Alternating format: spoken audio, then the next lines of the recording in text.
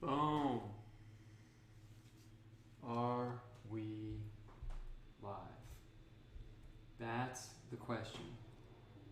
Are we live? That's what everyone wants to know. And we are live. Cool.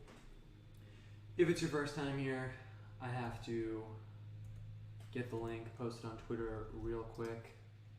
If it's not your first time here, then you know that. You know that happens every single show. And there's nothing I can do about it. Gotta get that link, and then we'll chill for a sec, and we'll move it along. 1 second. I did not write the tweet this week. I literally got I actually got the show set up like hours and hours ago. I got kind of burnt out from working, and I was like, I'll set up the show. It'll be all ready to go. No worries. And here I am, not having written the tweet. But what are you gonna do? I'm just gonna write something super quick. Hold on 1 second.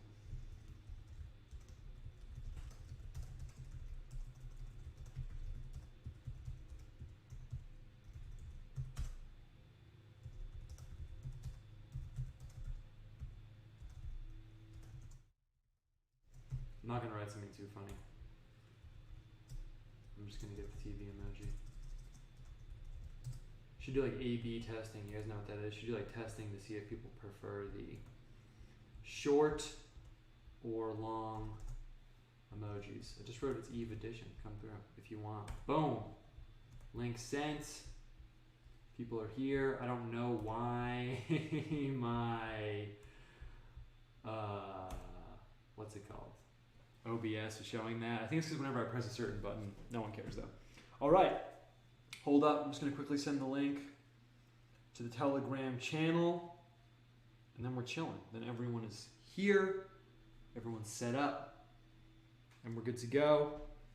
I can put my full attention onto the stream. 1 second. Telegram. I kind of like Telegram. I wish Telegram was more like a chat room. You know what I mean? Because that's kind of what I find interesting about it. I don't know if people use Telegram, but I kind of am intrigued by the chat roomy aspect of it, but it's actually more like I'm just texting a bunch of people. That's more what it feels like.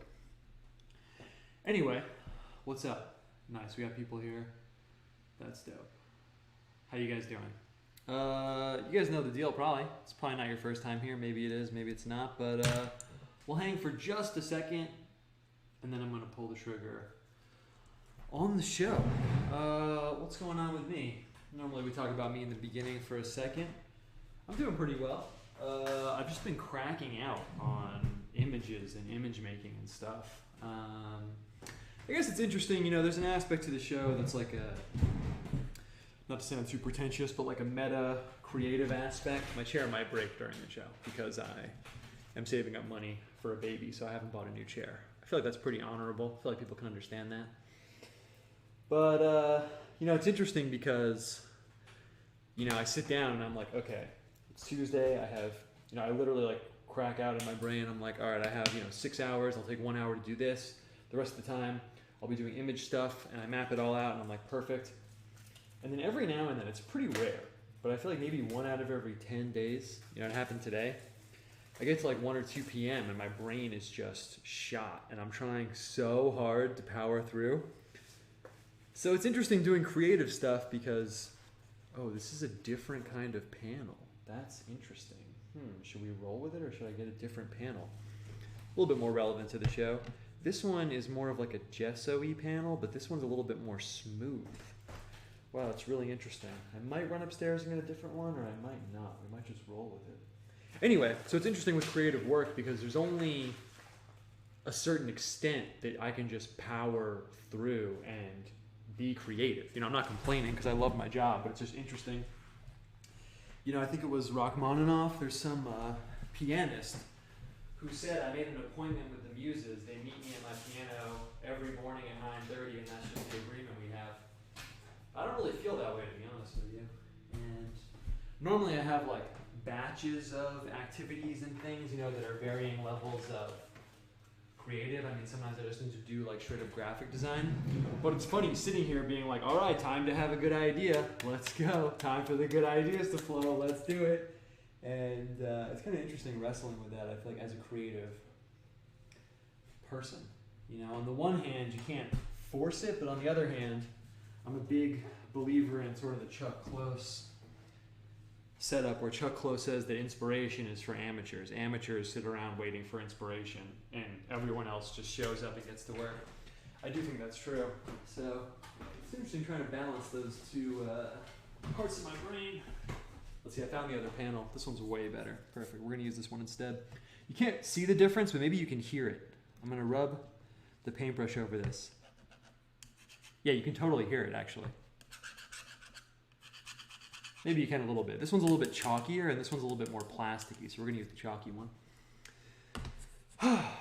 So anyway, I took a little break this afternoon, sitting in the backyard trying to refresh my energy a little bit. And that's the story for me. We're not here to talk about me, though. We're here to talk about biblical figures, art, symbolism.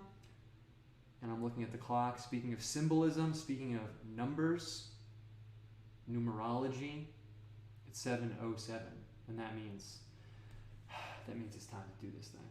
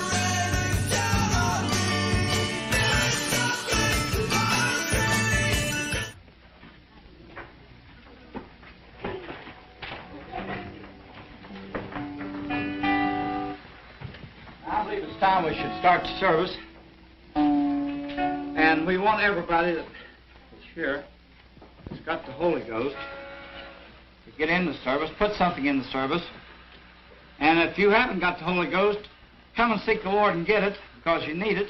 Amen. And I like to say this too, just be yourself. If you obey the Lord when we don't have photographers around, well, obey him when we do, and just be yourself. Now, all right, I like that guy. I think I added that guy permanently to the intro. Eventually, when we move officially upstairs, I'll update the intro. It'll say season 4. Then we'll probably transition over to season 4. But I like that guy. I added him. Brings a nice, really imparts the spirit that I'm trying to get going here. Anyway, how are you guys doing? Intro music, by the way, Painted Worlds. It's a painting show. Painted Worlds did the music. He dropped a new album recently, and I want to plug it on Twitter, but I haven't done it yet. So check him out. Otherwise, how you guys doing? Let's just jump right in. We talked about me enough. So, if you were here 2 weeks ago, we're moving along nicely. Sometimes the theme for the show is floating. Sometimes it's not random, but you know, we did dreams and visions for a while. Then we kind of floated. We did Egyptian stuff. Kind of tried to work through like early church stuff, floating for a minute. But we've been hitting certain figures. I guess kind of restarting the early Christian scriptural thing. We did Adam 2 weeks ago, and naturally with what I've been reading, the show always reflects what I'm reading. I thought we would do a picture of Eve, and this gives me a chance to introduce an artistic concept that some of you may be familiar with. Some of you may not be familiar with it, but maybe you have a girlfriend, maybe you have a lady that you are seeking to court, and when the restrictions are lifted in your part of the world, or maybe even before then, you'll go to a museum. I always recommend the museum. Date, wife, girlfriend, friend you are courting, doesn't matter. Museum date, very solid. You're going to go to the museum.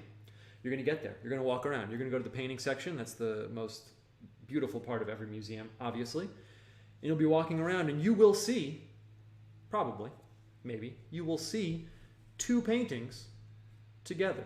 Two paintings that obviously go together. Probably not one being totally white, but you'll see two paintings that go together and you'll say, I know what that's called, turning to your date. Some ladies watch the show, maybe turning to the male figure there, and you'll say, two paintings that go together, you know, that's called a diptych. A diptych. We all learned a new word. If it's three paintings that go together, that's really common in Renaissance, medieval art also. It's called a triptych. Diptych, die being two. Diptych is two paintings that go together. And it's interesting doing a diptych as the person painting because you kind of strike an interesting balance because you don't want them to be, this is just my opinion, you don't want them to be the exact same, right? Like I could just take this and mirror it and flip it over and we could do an image of Eve, but then it's kind of redundant. We already have the picture of Adam, it's the colors and everything, but at the same time, you don't want them to be totally separate. So I'm going to take this totally out of the field of vision right now. And I'm just going to kind of put that totally out of my mind. Maybe just keep it fuzzy on the back burner, on the way back burner. We're going to do an image of Eve. And I think I know how I'm going to lay it out. And color-wise, that's going to be the goal. I don't want to just make it the same as the image that we were just looking at. I want it to stand on its own, but I also want them to go together. That's the perfect way to say it. I want the image to function by itself if you happen to just see this image, but also if you pair them up, I want them to go together in an interesting way.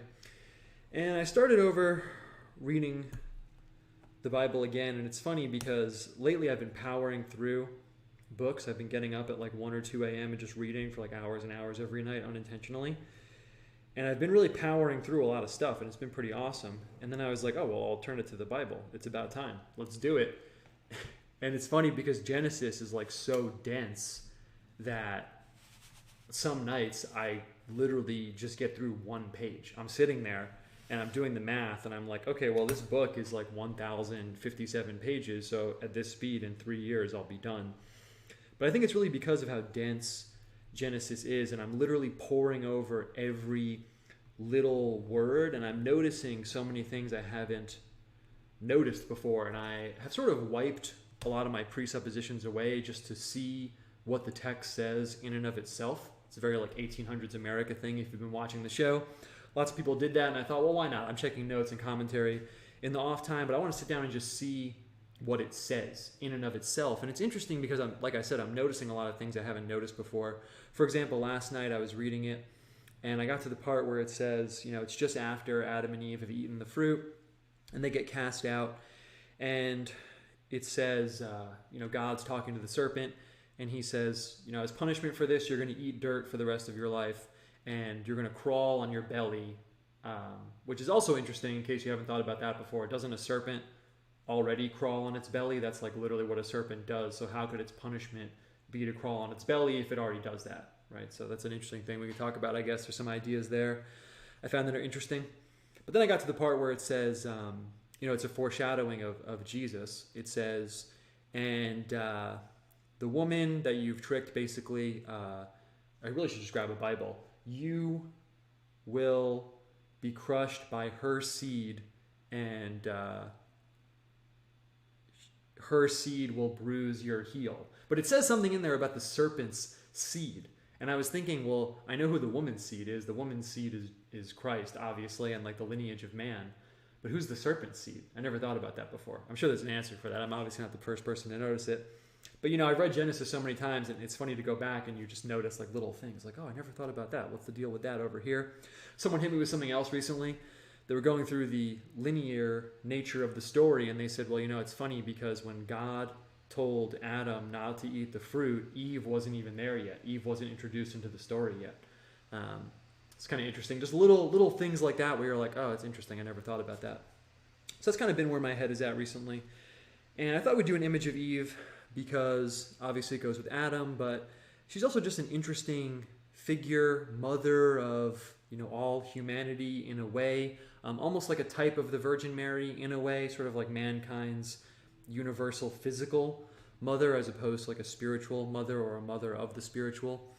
And also I got really fixated on the tree of good and evil thing. What's one last thing I'll share with you guys before we start here is I was listening to this this guy talking. I should have pulled up his name, but I didn't. And he was saying that, you know, these academics, I don't know if you've gone into like academic study of the Bible, but I kind of have one foot in there and one foot out. Sometimes I like to just go in as like a believer and someone who's just taking the scripture at face value. But then other times doing the comparative mythology, comparative literature stuff is interesting. And what they were saying was that, this is just one guy's view, I'm not saying I think this, but I just thought it was interesting. You know, the tree of good and evil, what he's saying is that the term that they use for the tree of good and evil, it's sort of like this feature in the language where you just take two opposites and pair them together. And it's sort of like not a figure of speech, but it's like a way of speaking, like alpha and omega. You know, you take two ends of the spectrum and pair them together. And he was saying, in his view, again, if people haven't done like biblical academic stuff, I haven't done it, but if you haven't looked into it, sometimes one guy will just take like a theory and roll with it and write his whole, you know, PhD or something about it. Doesn't mean it's true, but it's interesting.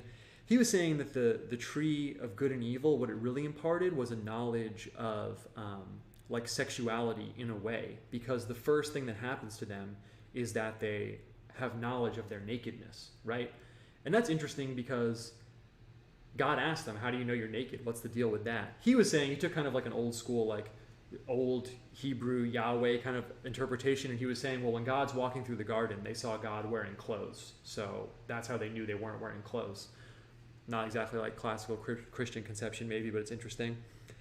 And I thought it was interesting because his whole angle was about how the story is kind of about why man is separate from the animals and why man is like set apart from the animals. And I thought that was an interesting lens to put on it because in a way that's part of what it's about. And it's not entirely what it's about, but it's part of it. And it's interesting because that whole story sets up, you know, why we have marriage between one man and one woman, why man has like a unique knowledge of sexuality that's set apart from the animals. And also it's interesting in terms of God talks about, well, if they eat this tree and the tree of immortality, they'll be like us, basically. They'll be like gods. They'll be like God. And it's interesting because, you know, so something about the knowledge of their nakedness has something to do with divinity. That's kind of interesting. Like that self-awareness has something to do with the nature of God, I guess. As usual, there's more questions than answers on the painting show. But I thought it was interesting, and that's what I was thinking about.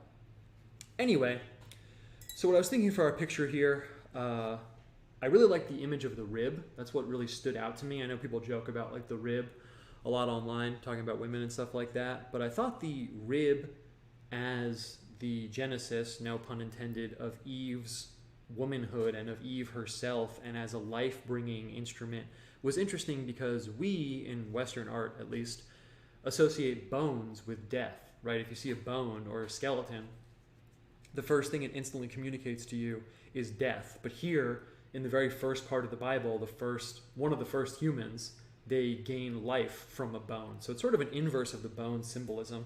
I thought that was kind of interesting. So I thought we'd throw down like this rib bone down here, and then we put her up top, sort of like a silhouette like we did with Adam. And I want to have her pregnant. I want to have like a figure, a little baby inside of her. And then I guess that would be Cain, Cain being her first child. Who knows how much we'll go into that. But that's kind of the plan right now. And I'm going to grab, already we're using a color we didn't use last time. I lined these colors up here. Just a few reds, two yellows, and a few blues. And then we got a brown. We're going to use a different brown here. We're going to use burnt umber. So this is going to be a red, darker brown. And that's what we're going to start with the outline. So already we're going to sort of be in a different ballpark than the Adam picture, because I don't think we used anything this dark last time. It's really hard to open the paints with the gloves on. Perfect, here we go.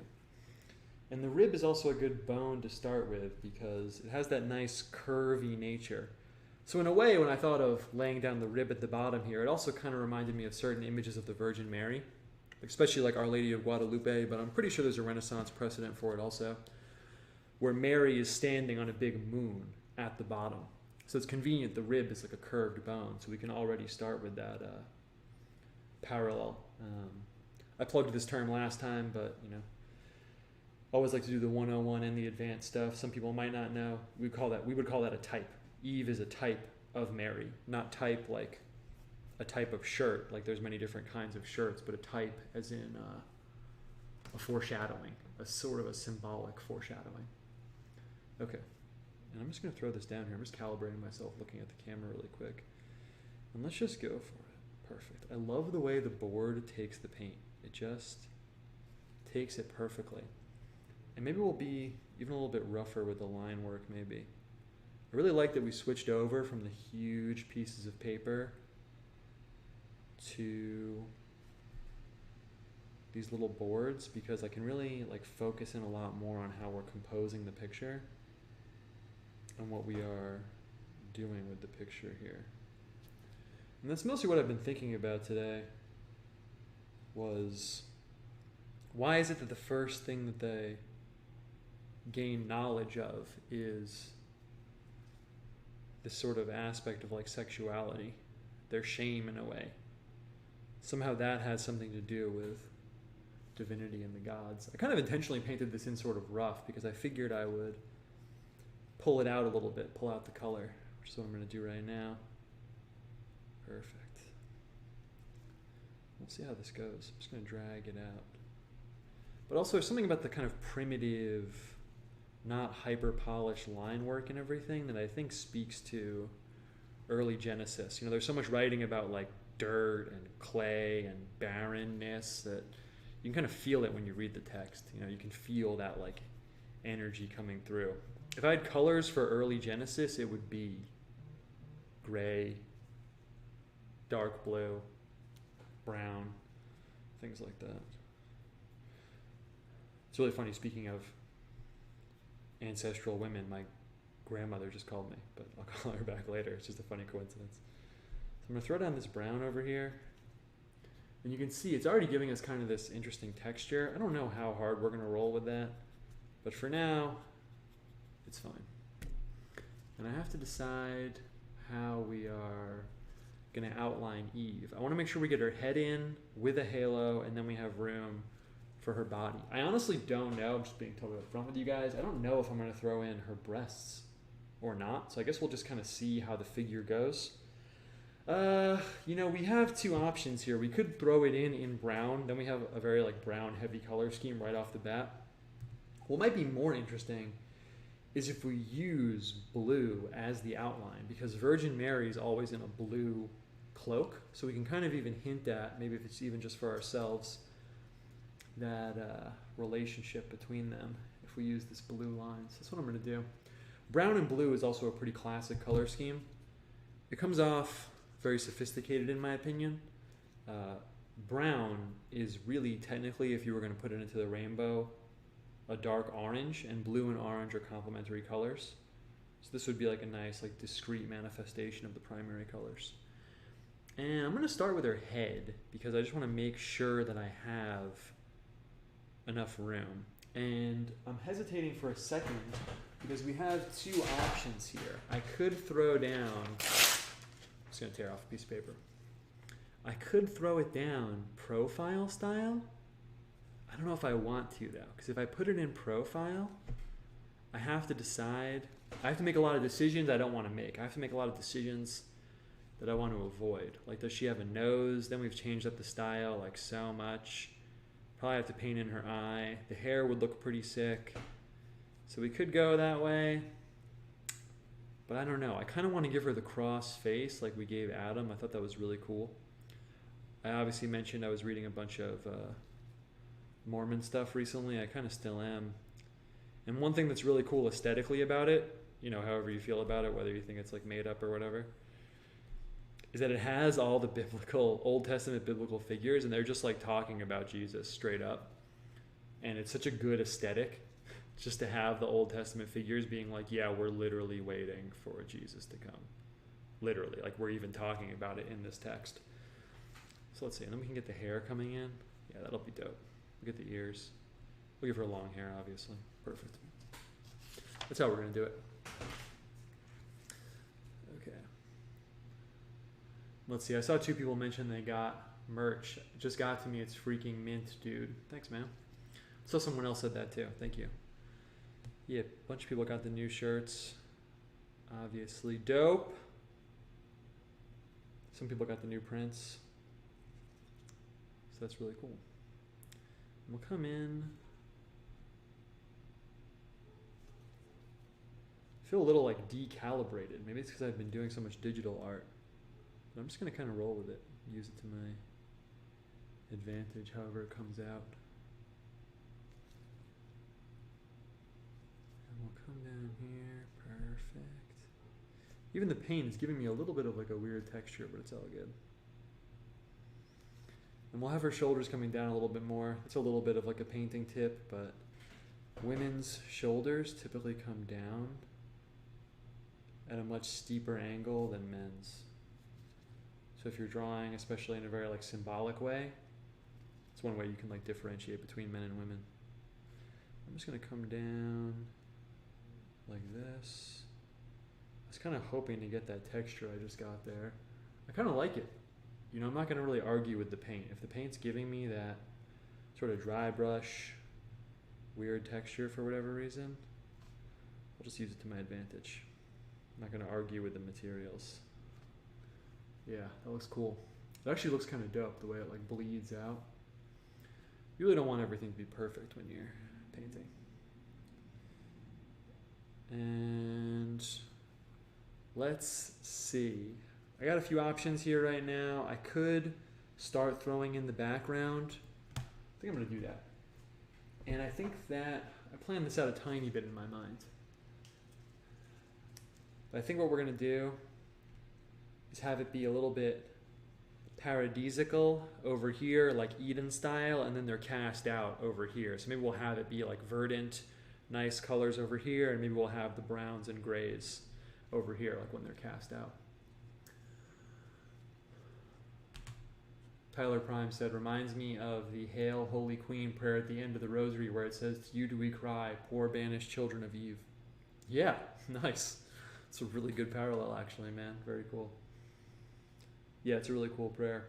I found this Catholic trivia game at a bookstore recently. Yeah, maybe it's like the board or something. You can see this texture it's giving me. It's not really going on like flat like I want it to, but like I said, if that's the story, I'm just gonna roll with it. And we'll see what happens. Trusting the plan. I got this Catholic trivia game at a bookstore recently. I think I mentioned it on Twitter. And I was doing it in the car ride home, and I was crushing it out. This looks really good, by the way. I was crushing it out. I was destroying. And we got to a question that was, name 3 prayers of the Rosary. And I said, Hail Holy Queen.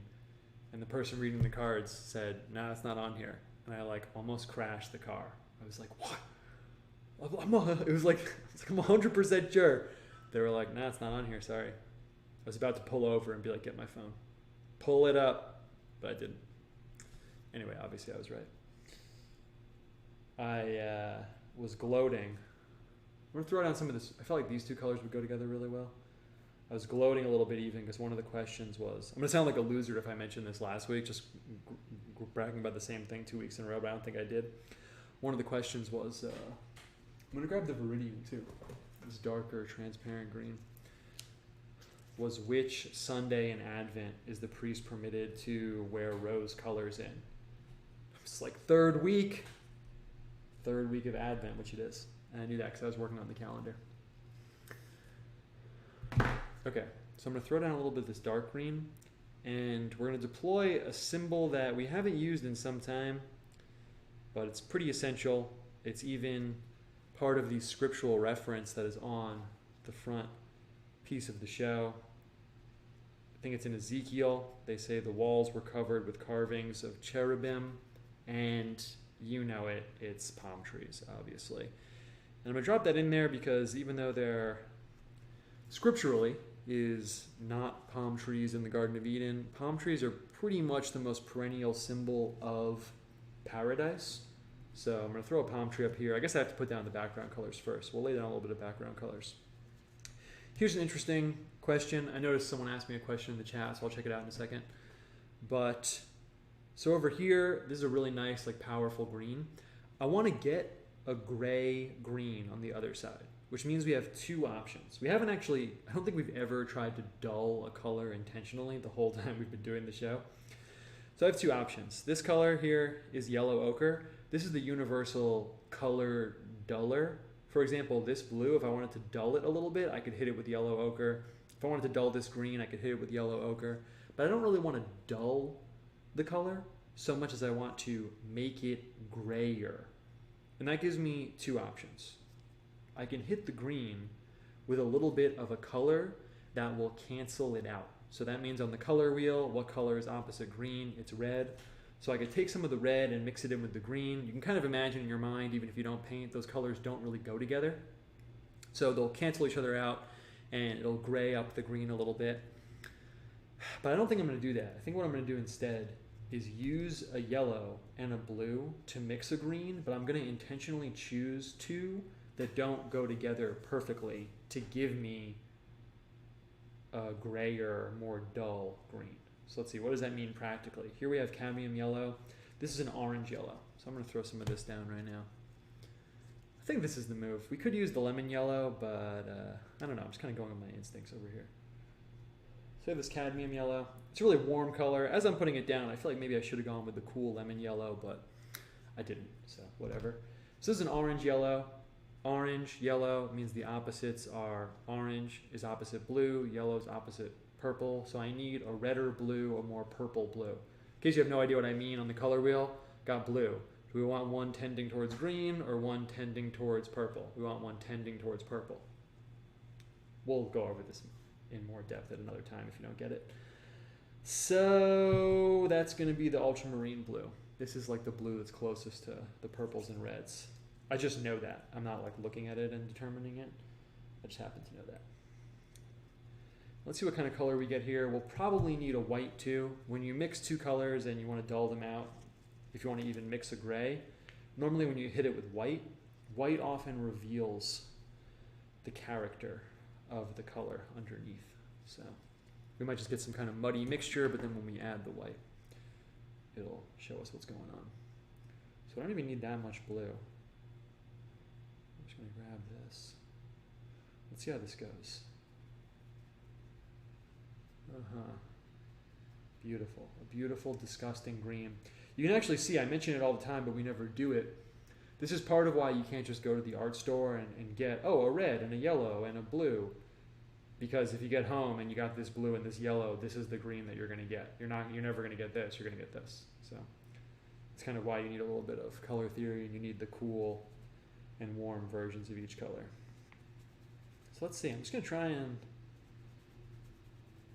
get duller green.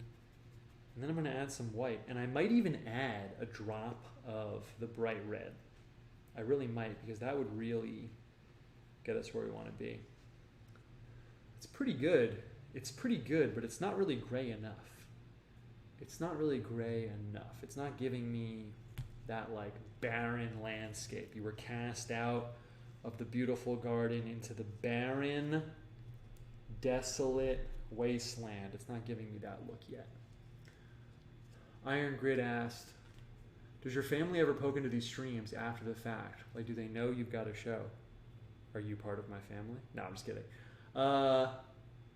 No, I think they know that I have a show, but I don't really like plug it to them because I kind of have to feel like I can like speak freely to you guys, honestly. Like if someone asks me something and it's like, you know, I can't really be like beholden to worrying about like what people in real life are gonna think, you know what I mean? It's kind of like Twitter. Okay, this is giving me the color that I want.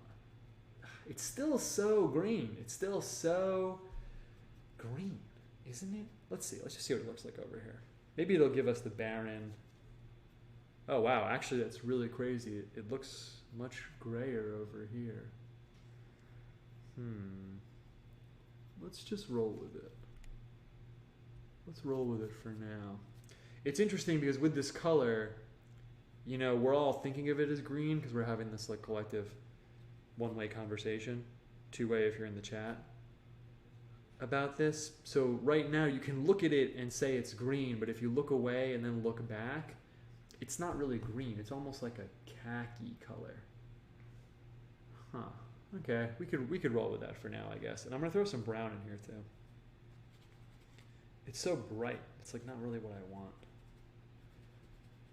But I think we can roll with it. And let's see. I'm going to throw a little brown in here. We'll get a fade coming up from the bottom. Perfect. Perfect.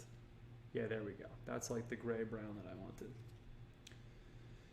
And there's a lot of interesting things in Genesis that I've been thinking about. Like, honestly, the one thing that really kind of like interests me the most right now doesn't fit the Eve painting, but is Adam naming the animals. I keep coming back to that and looking at it, and I'm like, why is Adam naming the animals? If you read the text, oh, it's way too dark. It's like one step away from saying, it doesn't say God asked Adam what the animals' names were, obviously, but it almost kind of does. It almost kind of does. And it's such a weird little detail that I'm just sitting there left wondering, why? I'm like, why is Adam naming the animals? And it's also almost like implied that he's like looking for a helper among the animals, and he doesn't find what he's looking for, and then he gets Eve as the helper. But Adam naming the animals is so weird. It fits into all these weird, like, esoteric, magical views of language and things like that. Like, you know, it's like a very like magical theme that if you know something's name, you have like power and dominion over it. We talked about that on the show once, actually. I drew a picture of Rumpelstiltskin. I think it was when we talked about Clement of Alexandria. But there's this weird theme in general, like pan religion, every culture, every part of the earth, where like if you know something's name, you have power over it. And Adam names the animals. I mean, I guess he has dominion over the animals. That's always kind of what I told myself is why, but it's interesting. We're going to put something down here in this dark space. I want to like darken that up so that we have like a little room to work something in there. And then sky color, let's just kind of lean into the theme that we've been going with here. I'm going to put down like maybe even like beautiful, awesome like sunset colors over here, and then we'll just make it gray. So it's paradise cast out. I really like the black halo that we got with the Adam painting, so we are going to use that. That'll be probably the one thing tying these two things together. And I thought the sexual thing was interesting too, you know, because it's interesting that the first thing they do is they realize that they're naked, you know, because, just make sure I don't make a comically bad circle. It doesn't need to be perfect, but I'm just going to focus in here for a second. Perfect. Cool. Yeah, looks really good. Because another little detail in there is that they don't even know how to make clothes. So they're smart enough to realize that they're naked, but then God has to give them animal skins. God has to give them clothes. It's kind of interesting. Like, what's the deal with that? So they're smart enough to know they're naked, but they're not smart enough to know they need clothes. And the nakedness is sort of like a sexual thing.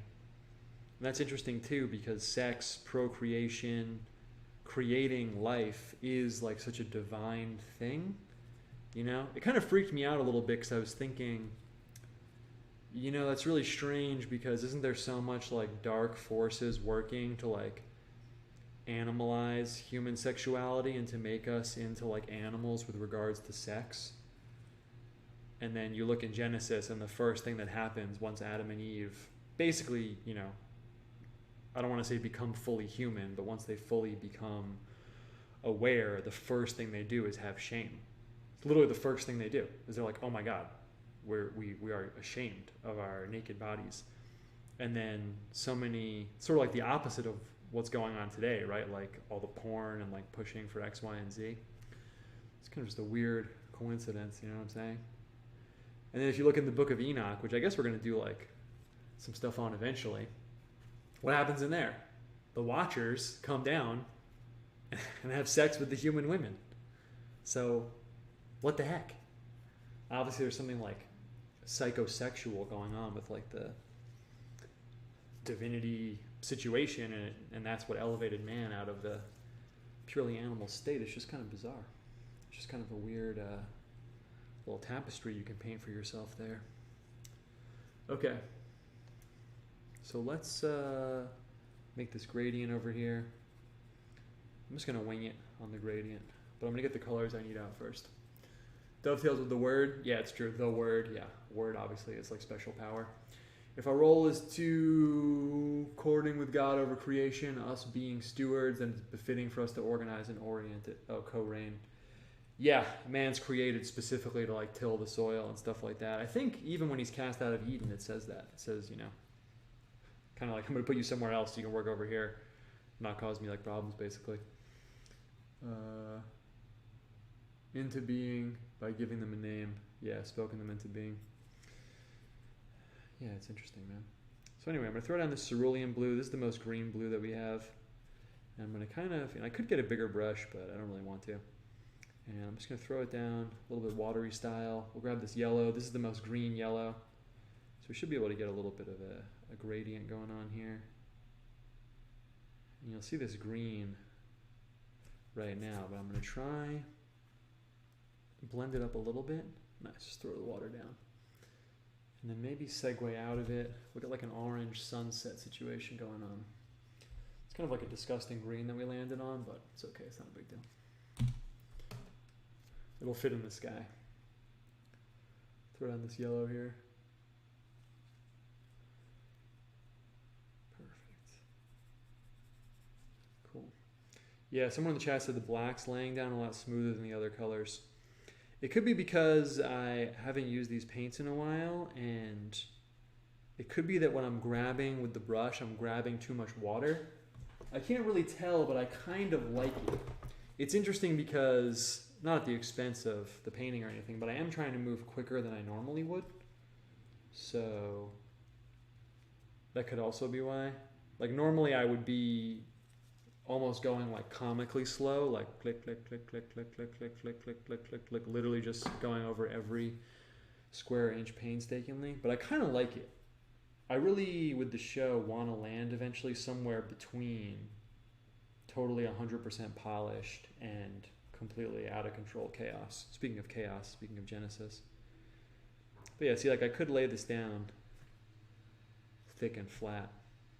It's also kind of nice laying down the first layer like this, because then this is a really perfect example. If I want to go back in here and paint over this, there can be a sharp distinction between the first pass and second pass. So like right over here, if I went in and painted a flower or something, it would feel like background, foreground. It would feel like there was a huge difference in terms of the planes that those things were on. So that's also one advantage there. I like how this looks though. This is a good mix of the watercolor and fat paints. And up at the top, we'll throw down dark blue sky, obviously. Cool. Someone asked me in the chat if I know anything about the Warhammer 40K lore. Actually, I don't. People ask me about it a lot. I never stepped into that realm. It seems cool based on the people that I know that are into it, but I don't know anything about it. That's the other thing, man, is that, dude, so I'm reading all this stuff. I think the biggest flip, so if you haven't been here for a while or ever, I've been going into the 1800s American Christianity stuff, and I've been hitting the Mormon stuff really hard. And I think the biggest flip, it's so good for, you know, the theology stuff and the way I think about things, because part of what interests me about theology and the different systems, I'm going to paint this in a lot thicker so we can start going a little bit faster. I'm just going to throw this down here. Is that I love that aspect of it where, you know, you tweak one little thing all the way down on the base layer and then it alters everything else. You know, like you're all the way like 10 layers deep and you move one chip over and it changes everything up throughout all the top layers. I really love that. And the thing about the creation story that's different in the Mormon situation is that, let's see if I can gray up the blue a little bit and throw down like a almost like dark sky over here. Yeah, literally this is a perfect color. It's exactly the color I was thinking of, that kind of like gray blue. Is that they don't have creation from nothing. They don't have creation ex nihilo. They have eternal matter, and God organizes the matter.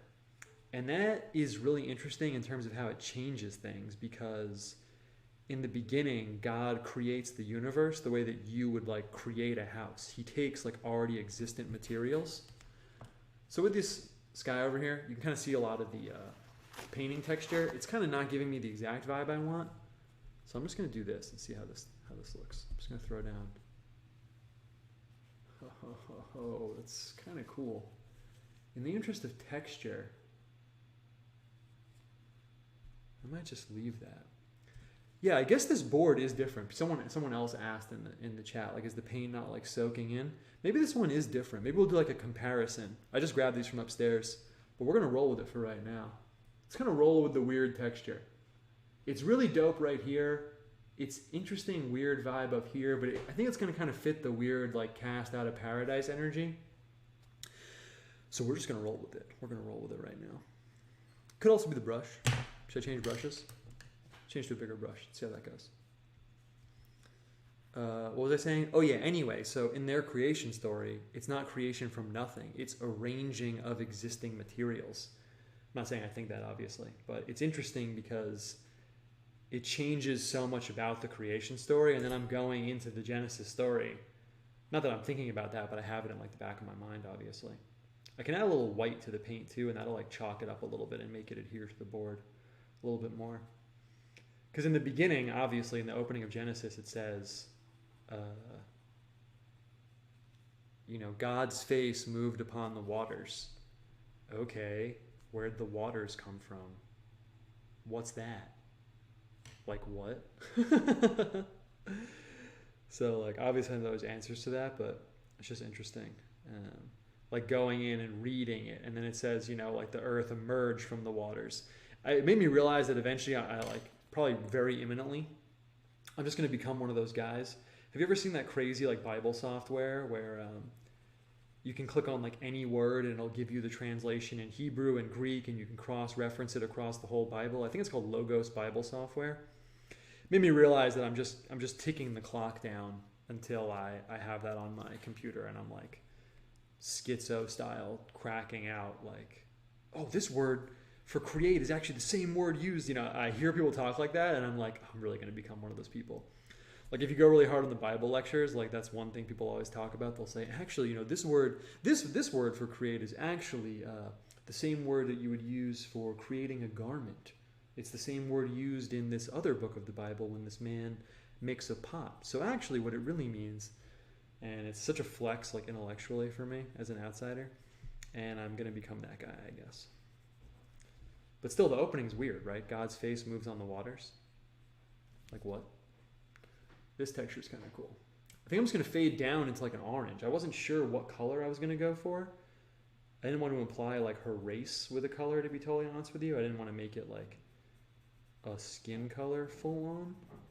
So I think I'm just going to have it fade down into this like patchiness of different colors. We can even get some red. Red might be good to get in the mix here too. Yeah, this looks dope. I really like this, actually. Thin that out a little bit. Perfect. I think that the best way to use the color on this board would be harnessing this kind of texture-y zone, where it almost looks like watercolor. Let's see, I might have a little white. But I like the patchiness of it. Come up here. Cool. See, it's almost impossible to swiftly like get like this fade is so good. Look at that fade, it's so good. But it's hard to just quickly deploy it. What are you gonna do? That's the thing about anything watercolor style. You really can't control it as much as you think you can. So you're playing this delicate like tightrope-y game. Like even right now, I just grabbed the water and I got that like nice texture down there. This is cool because it's almost like she's naked and then she's wearing clothes. So accidentally, it almost fits the whole everything we've been talking about. The bone is white. I feel like I have to leave it white. I'm actually really digging the like primitive yet almost like klimped watercolory situation we got going on here. I actually really like the textural vibe of this. It'll cement a little bit more when we throw it on the borders too. Okay, let's just keep going though. So I'm gonna put down like her womb. I'm gonna put like Cain in her womb. I think that's just a really sick aesthetic. I have options here. I could go with the dark red. I feel like that's going to change it up a lot. But whatever I do is going to change it up a lot. I could go with the blue. Could go with the blue circle. Decisions happening right now. I could go with the brown. I could bring the brown of the bone up. But I'm going to go with my instinct to just go with the red.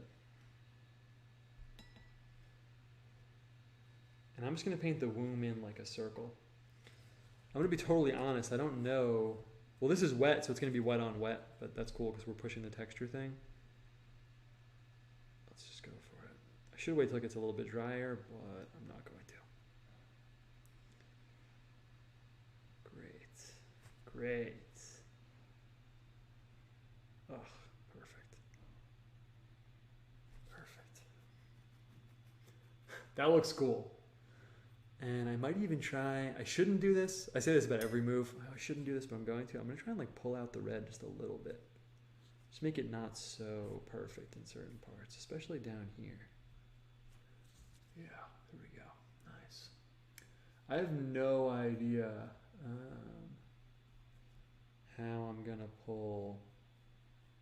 I don't know what I'm going to put in for the color of the baby in the center. I'm going to have this one match the Adam painting and put the cross on the face. Speaking of this, something else I wanted to mention that's interesting. Oh, such a good aesthetic. Is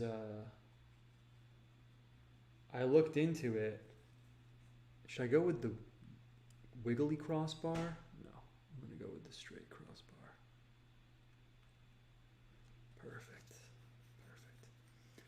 I looked into it and I searched for our Adam and Eve saints, and it was interesting. And I asked that because I've seen in Orthodox icons, I've seen Adam and Eve with the halos. And I didn't think about it much at the time. But then later I thought, well, you know, they don't just arbitrarily do stuff in icons. So are they saints? That's kind of weird though, because, you know, what's the deal? So I looked into it, and basically, I should have prepared this term. I didn't necessarily anticipate talking about this. But basically, it's like canonical in Catholicism and Orthodoxy that Adam and Eve are part of the group that when Christ descended into the lower realms and preached to and like rescued the blessed dead, a little bit out of my depth using the correct terminology here, but maybe some of you guys know what I'm talking about. They're like canonically in that group. So in the Orthodox Church, they are saints. I'm pretty sure it's like official. And then in Catholicism, they have a special term for them. I think it's like the blessed dead or something. But they don't go so far as to like full on call them saints, I guess, just because of the terminology. But I thought that was pretty interesting. There's a whole connection Adam and Eve have with Christmas. And their saint day is December 24th because of this medieval connection to Christmas plays and things like that. We can talk about that in a second. But we got to make a decision. I'm putting it off right now. I'm postponing the decision. Straight up, I'm procrastinating because we have a really interesting pictorial situation that you have to now navigate with me. Now you know what it's like being in the driver's seat, because this is a picture of Eve, right?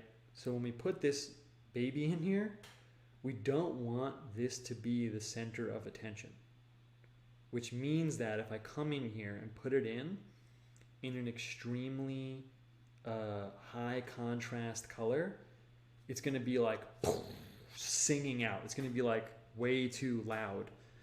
But at the same time, I don't want it to be fuzzy. I feel like if I came in with the same red, it would be too much, right?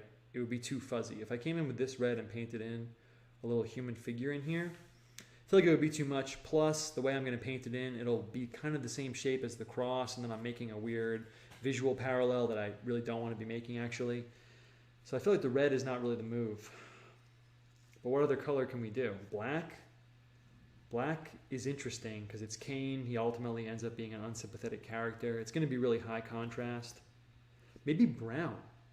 Maybe brown. Maybe this kind of brown. Wow, I didn't think about that. I think we're going to go with that.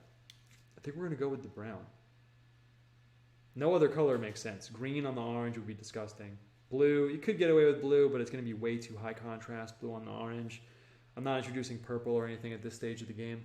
Let's go with the brown. I don't know if that's what your instinct is telling you, but that's what my instinct is telling me. And just going to go for it. And I don't even think I'm going to dilute it.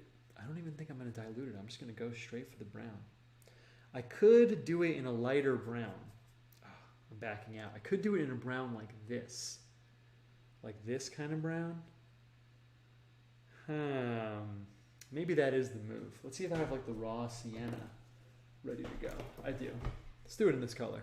Raw umber, close enough. This is actually probably the correct color. This would be a little bit too dark. And I think that this is a good move because I might even throw in a piece of wheat behind Cain.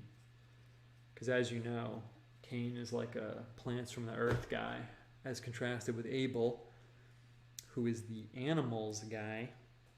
And I think just throwing in a piece of wheat might be kind of interesting. Fits in with Eve, you know, she ate the fruit.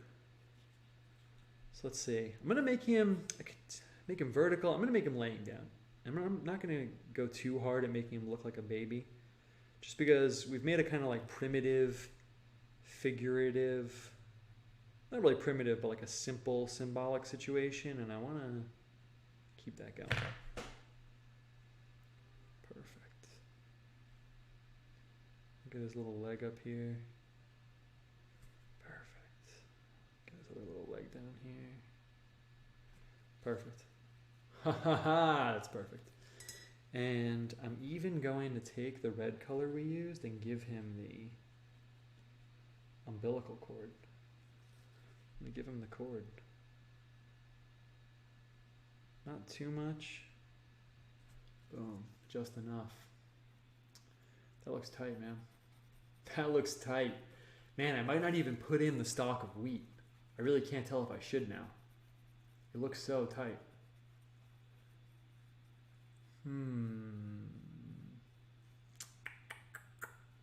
You know what I think I'm going to do? I think I'm going to put the palm tree over here representing paradise, Eden, stuff like that. And then over here, maybe we'll put in the stalks of wheat because they're cast out. Then they have to like toil and work and stuff like that, as you probably know. I'm just going to grab this green. I really like this green, so I'm going to use this. It's called sap green. It's probably the only green aside from Viridian that I would ever use straight out the tube, as we say in the business. And I'm not even going to fill it in. I'm just going to go with the outline because I like the gradient behind it so much that I'm not going to push it too much. Perfect. And yeah, it's kind of difficult getting the exact mix of pigment and binder and water that I want, but we're going to make it work. When I was really into Tibetan art, I got to use like straight up mineral pigments, like where it's literally crushed up gems and like animal glue and stuff. And that's interesting because if you've been watching the show for a long time, you might have heard me mention this before, but the paint in the jars is almost like that really natural peanut butter. If you ever got like really natural peanut butter, which if you eat peanut butter, I hope that's what you're getting, because I care about you as a viewer of the show. It's like separated, like the peanut oil is on the top and then the peanuts are on the bottom and you have to stir it. It's kind of like that. So every time you dip your brush in, you have to grab some glue and some of the pigment and get the perfect mix and put it on the canvas. Just makes it like extra difficult. And it's kind of the situation I have over here, but it's a lot less cool. And then for the wheat, I'm just going to throw up these vertical lines. We'll get a little wheat shape at the top. Maybe one or two little, yeah, there we go. That's perfect.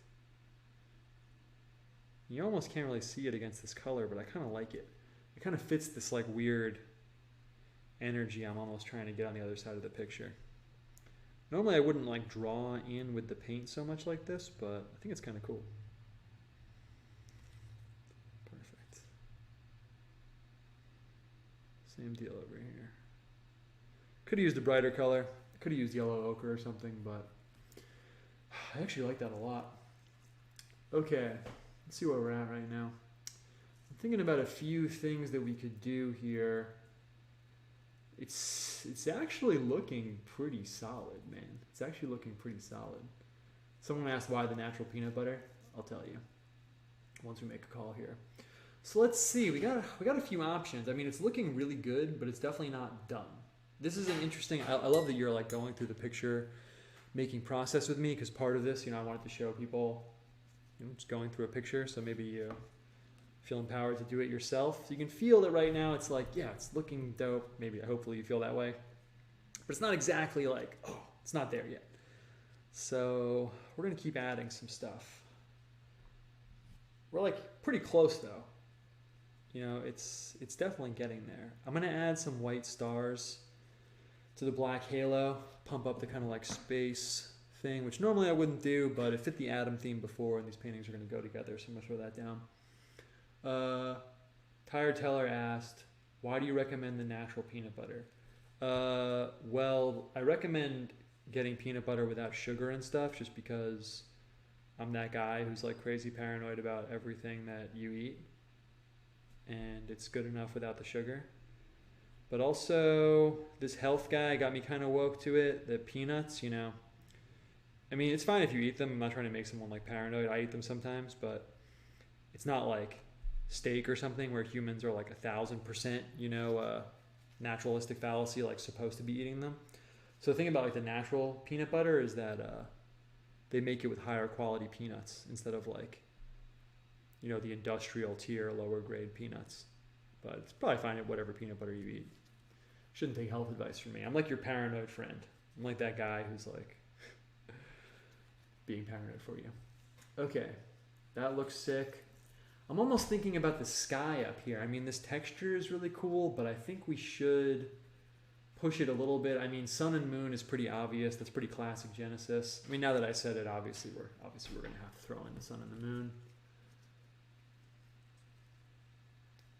Cool. Let's just throw it down right here. Perfect. I'm just going to throw in circle sun, circle moon. Usually maybe we'd try and do something more esoteric, but they are explicitly mentioned in Genesis, so it fits perfectly. I kind of want to get something down here. It's like if we had 1 more inch, oh, I have white already. I could put like the fruit down here. That's the aspect of Eve that obviously we're kind of missing right now, is the fruit. I mean, that's like, sorry Eve, but that's kind of like one of the defining aspects of her. I am thinking, looking at this, that we could put the fruit in like her throat area, and that would be really cool because she ate the fruit, so it would be there. I think we'll probably do that. There's a little bit of a split I feel every time when I choose the fruit to throw down, because I think the apple is mostly like, I don't know if it's mostly a Western convention, but that's obviously the Western convention. Sometimes I like putting the pomegranate in. It feels a little bit more Middle Eastern in a way. It feels a little bit more classical and frankly like weird. But maybe we'll go with the apple, we'll stick to convention. I'm going to grab, I feel like you can only really go with the apple or the pomegranate. I've seen some painters try and use like other weird fruit, and I'm like, dude, stop. It's not a fig. You can't, don't be that guy. It's an apple, or you can make it a pomegranate, but after that, it's just anarchy mode. Throw it on the full moon. Obviously, normally I'd go with the crescent moon, but okay, this looks pretty epic right now. I really want to get something down here. It's not really large enough though. You know what I'm going to do down here? Actually, I just realized it. I'm going to put another bone down here underneath, like a smaller bone. That's sick, because then we have the bone sort of life that she came from, and then we'll have like the bone of death like underneath. That's exactly what we're going to do. And we are going to paint in the fruit in the center. A little bit torn on the color scheme here because we have the red and the red. I'm worried if I just throw it in straight flat red, it's gonna all go together too much. Do I make it a darker red? Then it's gonna be almost like the focus of the picture. It's kind of cool though in a way. If we put it in a dark red here and then it almost becomes like the focus of the picture. I mean, it is her defining attribute, unfortunately. So let's do it. We're going to take a little risky maneuver right here. Let's see how dark this red is. Yeah, it's a little bit darker. It should be a little bit darker. This is called spectrum red. So normally I wouldn't use this color because this isn't a clear pigment. If you don't know what that means, you haven't watched the show enough. What are you not doing dedicating hundreds of hours of your life to watching me paint? Come on. I'm just kidding. But what that means, you know, like the cobalt blue up here, it's literally a metal called cobalt that is that color. This is spectrum red. That means that they mixed a few pigments together to get this color. In fact, you can see on the back, I'm not going to refocus the camera. You can see on the back, it says pigment PBR25, PR170. Just out of curiosity, let's see what pigment this one is. This is PR108, that's not in there. See, these wouldn't be in here because these are more expensive pigments, so I'm not even going to bother checking. But alizarin crimson might be in there. Just to sate my own curiosity, let's see. It's in another box. Forget it. Let's just keep moving. Okay, so I'm going to throw down this red. It's probably about time for another materials episode. I have people like DMing me, asking me questions and stuff like that. So let's see. Do I want to just go with the straight red here? Should I cut it with another color? It is a pretty good color. Let's just go for it, man. Let's just go for it. And if I'm going to put the apple in, I'm going to put it in like with the stem and everything. I'm going to put it right here in like the pit of her throat. Oh, it's so dark. It's perfect. Give it a little bit of that apple shape. If I wanted to get really pushing it, I could put down... Oh, perfect. Perfect. I could grab a little bit, I'm going to do it, of the lighter red over here. And just put it in like a patch. Perfect. You might not be able to tell, but we'll see. We'll come in over here. Cool. Great. I do not regret doing that.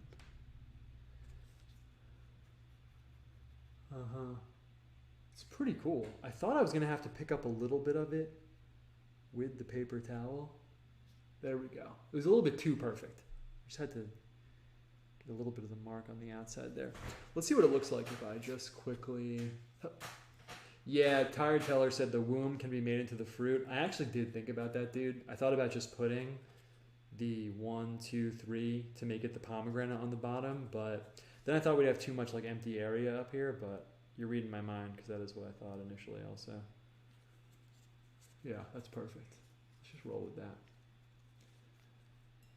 Cool.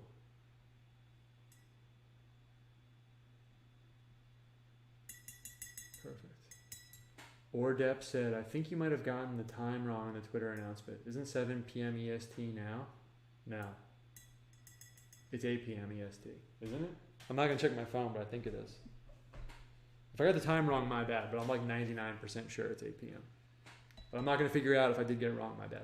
Do you have thoughts about how Adam and Eve represent the divine, masculine, and feminine? That's interesting, man. Well, you know, I can't really put my finger... That's sort of why I've been reading all this stuff.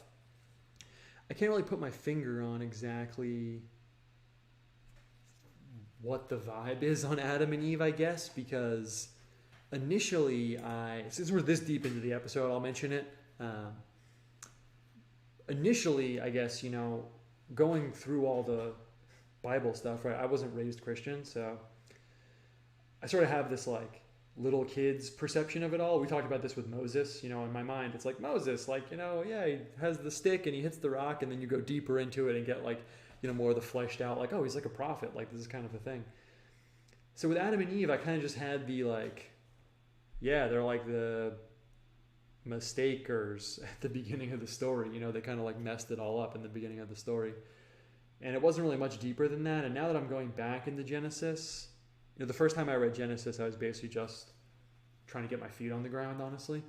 Man, this looks sick. I really like that we put that in here. Let's see, is there anything else I want to talk? Oh yeah, I'm going to put a bone down here while we're talking. So, yeah, now that I'm going back, I'm like, okay, well, they are like saints or blessed in some way, like they repented. So in a way, that in and of itself kind of flips the whole story on its head, because this isn't exactly what you asked me, but I'm kind of getting there. because then they're like the ultimate example of repentance, because they literally caused the fall, probably depending on your theological framework, but almost definitely, right? And then if they repented, they're sort of like the ultimate repenters, because they're, at the root of it. There's a little bit of a split in terms of what you think about original sin there, because pretty sure on the Western theology side, original sin is a guilt that you inherit, kind of, to oversimplify. But then on the Eastern theology side, it's more like a fallen nature. Not that you don't have that on the West. I'm like hyper oversimplifying because it's like very complicated, obviously. So that's interesting. Sort of like flip their story for me a little bit. I did a really weird deep dive into Adam that I didn't really mention when we did the Adam show, because I was still going into it. But let's see. I'm going to add some like grass over here and like some rocks over here while we're talking. And we might be done. I don't think so, but we might be. Because, I've been going hard on the 1800s history, the Mormon stuff, and there's this really interesting weird turn in Mormon stuff. So we did normal theology for a second. Let's take a little turn, because after Joseph Smith dies, Brigham Young takes over the church for the most part. There's kind of like a little split, but he mostly like takes over the church. And then there's this whole weird like sub-controversy, I guess you could say, where Brigham Young had this, I don't want to call it a teaching, I don't want to like throw anyone under the bus, or like idea or something. It's kind of just like a thing that pops up, where he was talking about how like Adam is sort of like the God of humanity, because if you think about it from the Mormon view, where, take a little ride with me for a second.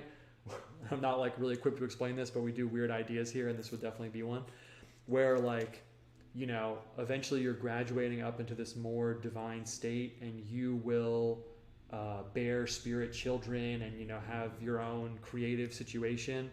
I guess the reasoning was like, well, Adam is sort of the one who came here and seeded, I guess in a way, like the human line, and he's kind of like the genetic father of all of humanity, so he's sort of like a god, I guess.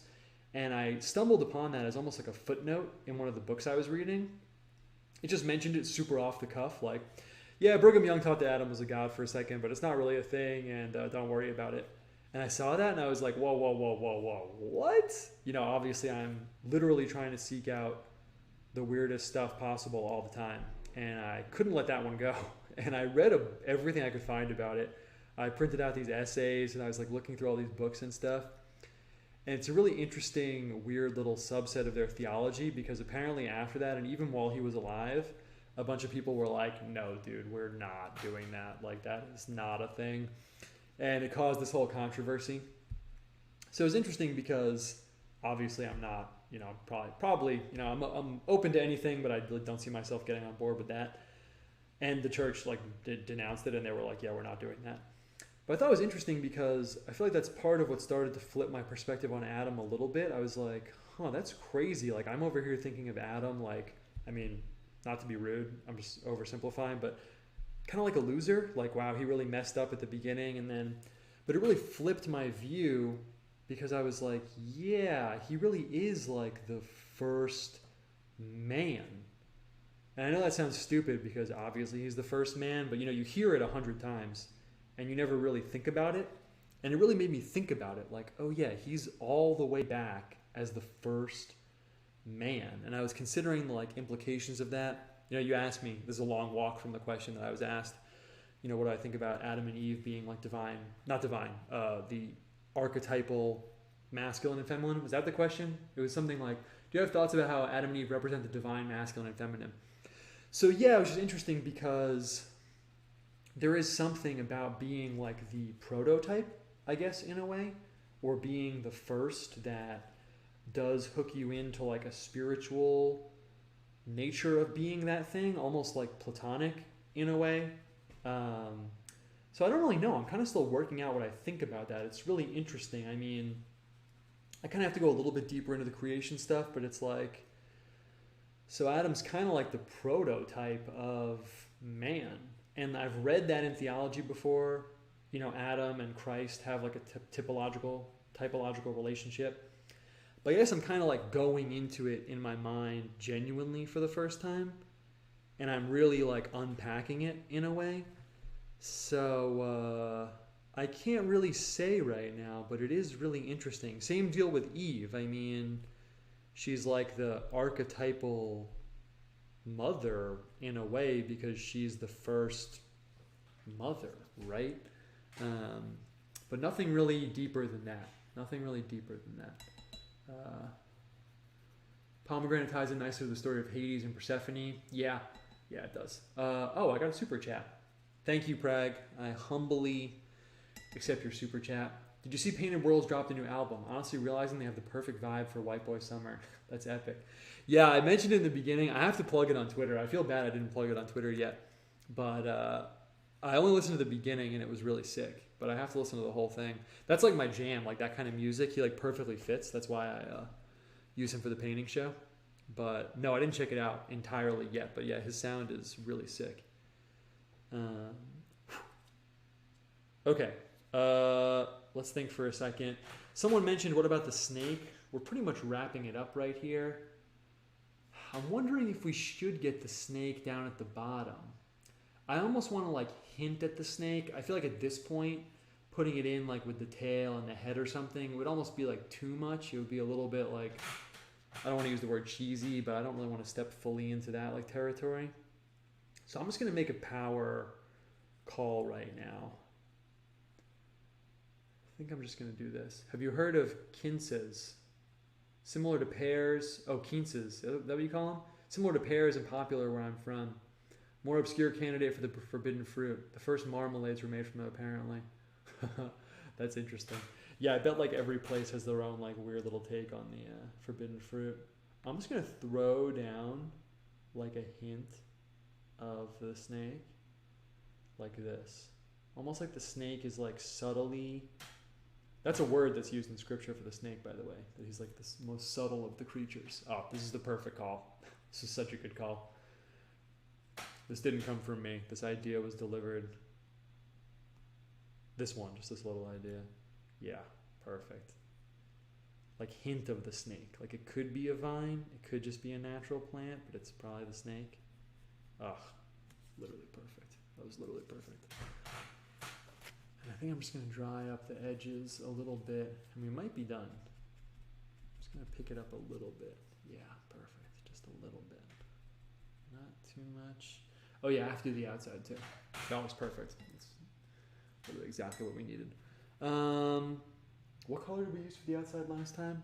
I'm just going to guess. I think we used this color. I don't know if it was yellow ochre or full-on raw sienna, but I'm going to have to just guess, and we're just going to go for it. And the other painting, we'll put them together in a second, has this kind of watercolory texture on the outside. So I'm going to see if we can get the same color and look here. Perfect. Cool. Nice. Anything else I should mention that's been on my mind recently? Honestly, I've just been hitting all that stuff, and I'm going back and reading Genesis, and I think I might just try and... I think it's about that time in my life where I have to just read through the whole Bible, start to finish. I've obviously read Genesis before, but I really think I might just do it. I mean, the fact that I got through the whole Book of Mormon made me feel like I could get through the whole Bible pretty easily. I know they're not the same, but just a huge book. And I kind of finished it by accident. It's funny because I have the Book of Mormon here on my shelf, right? And I have the Bible next to it, and they look about the same size. And I had that exact thought. I was like, I'm just going to go for it. I can do this. I'm just going to read this. And then in something I was reading, it happened to casually mention that the Book of Mormon is a third of the length of the Bible. And I was like, I really didn't need that information right now. I was like, I just set out very confidently. But I think I'm just going to do it. I'm kind of sick of that feeling. I don't know if you guys have this feeling. I don't know how many people here have read straight through all the books of the Bible. But I hate that feeling where someone mentions something scriptural, and I'm like, yeah, I know about that, but not as much as I should. I really just want to get rid of that feeling. And I want to have the feeling of, yeah, I know what that is. I know how it fits into the story. Obviously, I'm not going to know everything, but it's kind of like if you read about a movie instead of watching the movie and someone brings it up and you're like, yeah, I know about that. But in the back of your mind, you're like, kind of. So I think it's about time. Last time I read the Bible, I read Genesis, I read Exodus, and then I skipped to the New Testament, and I read a lot of it, but I didn't make it all the way through. And I have this book of the Apocrypha here I want to read, but I feel stupid reading through that if I haven't read through in one pass the actual book itself. So I think it's about that time. Obviously that will affect the painting show, so strap in. I kind of like this hard edge that we have here, but I don't want to draw too much attention to the border. Cool. This looks pretty tight. This is looking really white though right now. So I think I'm gonna just darken that up a tiny bit. Perfect. And it's interesting also reading through the Bible because I can feel myself reading at normal speed versus hyper slow speed. I'm actually not going to darken this. I was going to darken it, but I'm not going to. Let's look at this for a second. I think we're good, man. I mean, I made some interesting calls with the texture, especially over here. Is there something I want to like put in the sky? Maybe like a dark cloud as the last thing? Maybe that's a good call. Just feel like something over here. This is a lot of like empty space. I think I'm going to do that. That'll be the last thing we do. So I'm going to just pick up this dark cloud color. Perfect.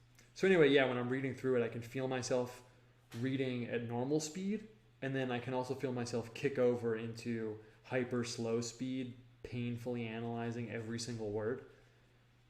So I don't know if there's a middle ground there for me. I think it's really either one or the other. Okay, let's see.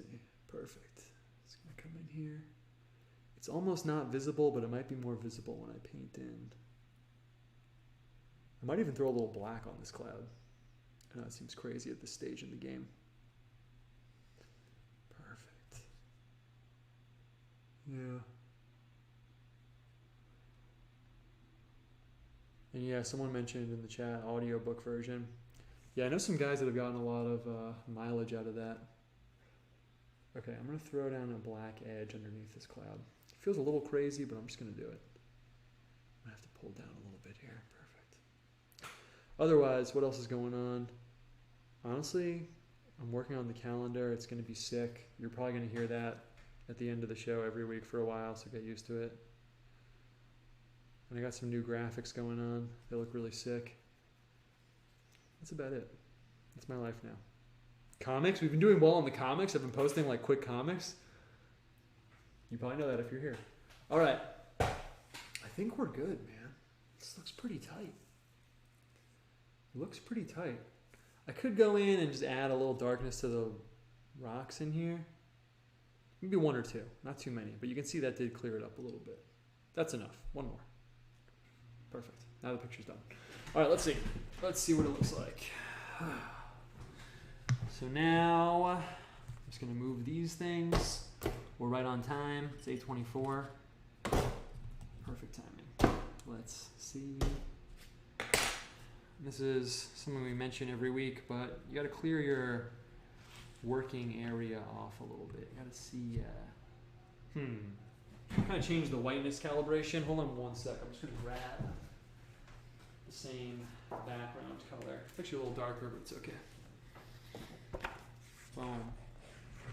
If you're watching the show in VR, you're going on a crazy ride right now, I know. Perfect, perfect. There we go. Okay, let's see. Looks good, man. Looks good.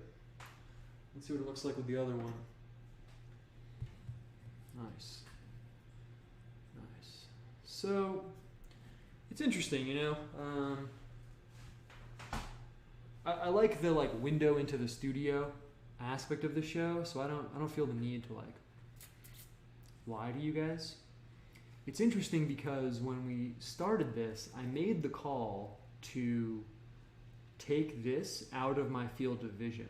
So I wasn't looking at this. I actually scrubbed this from my mind. If you were here in the beginning of the show, we looked at this for a second, then I took it away. And they're pretty different. The colors are perfect. The difference in color is perfect. This one has yellows, this one doesn't, this one has orange, this one doesn't. The difference in color is perfect, but what's interesting is this one's a lot denser. I actually The more I look at it, the more I like it. At first, I thought, you know, this one has a lot more stuff. It's more visually dense, as we would say. But I actually kind of like that because when Adam comes on the scene in the creation story, he is kind of pushed into this more sparse situation, and then Eve comes along later once the animals and plants and everything are there. I don't know if the plants come before Adam or not. I'm actually not sure. In the second version of the story, I'm not sure.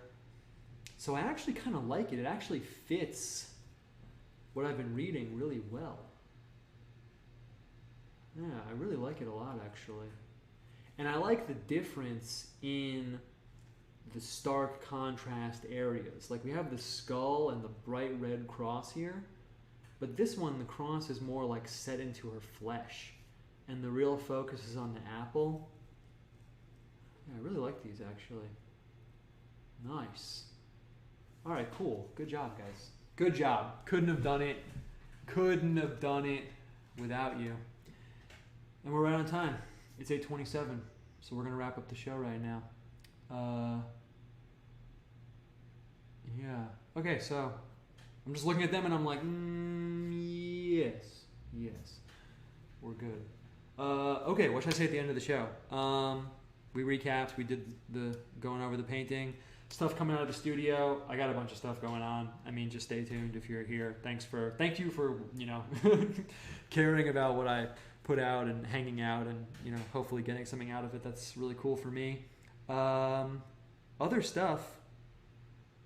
That's basically it, man. Oh, I don't know if I should say this at the beginning of the show. I guess I should, but I sell the paintings that I do on the show. Not like why I do them, but I do try and make money. I mean, I'm just a human being. But kind of like more importantly, if I don't sell them, I usually just file them away and then they're in like a filing cabinet forever. So people have been hitting me up sometimes to buy them, but I thought I should just mention it. So just throwing that out there. I got this one right here too of the Ophilas one we did a few weeks ago. This one doesn't go with them, but it's different. Anyway, that's the deal, man. Thanks for coming through. Let me know if you know any interesting stuff about the things we've been talking about. I'm kind of hitting the Genesis and 1800 stuff at the same time. That's basically the story, man. Thanks for coming through on the show. Thanks for hanging out. Thanks for doing all the spiritual work that you do on your end. I know it makes a difference. Doesn't feel like it does, but it does. And I will catch you guys on the internet where we all hang out together. See you guys